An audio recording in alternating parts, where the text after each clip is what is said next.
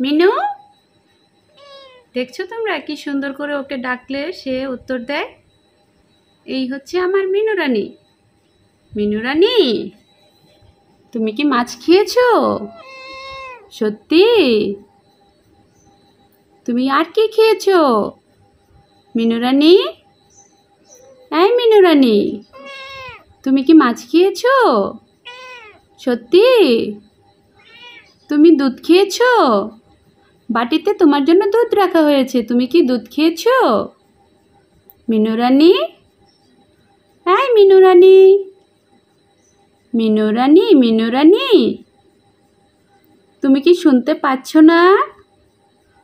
মিনু রানী, তুমি শুনতে পাও না আমি ডাকলে? ও মা, এটা কি? এটা ফোন। তুমি কোথায় চলে যাচ্ছ? মিনু রানী বাহিরে চলে যাচ্ছে। মিনু রানী, মিনু রানী, মিনু রানী, আমি কি তোমাকে ডিস্টার্ব করছি? মিনু, এই মিনু, আমি কি তোমাকে ডিস্টার্ব করছি? আমি তোমাকে ডিস্টার্ব করছি? মিনু রানী, মিনু রানী, তুমি কি করছো? এই হচ্ছে আমাদের মিনু রানী। সে বাহিরে থেকে ক্লান্ত হয়ে এসেছে খেলাধুলা করে। মিনু রানী, তুমি কেমন আছো? সবাইকে বলো তো, তুমি কেমন আছো?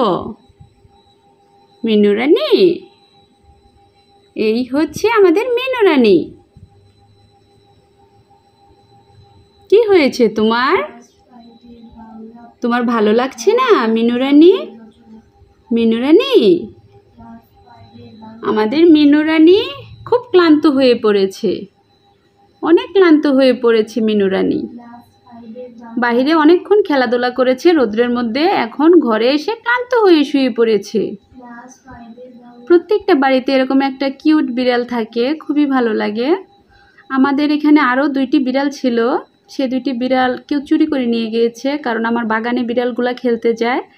রাস্তা থেকে যাওয়ার সময় মানুষ যদি কিউট এরকম একটা বিড়াল দেখে, আর তারা তো খুবই শান্ত শিষ্ট হয়ে থাকে, শান্ত শিষ্ট প্রকৃতির, তাদেরকে কি করে ধরে নিয়ে চলে যায় কি সুন্দর করে।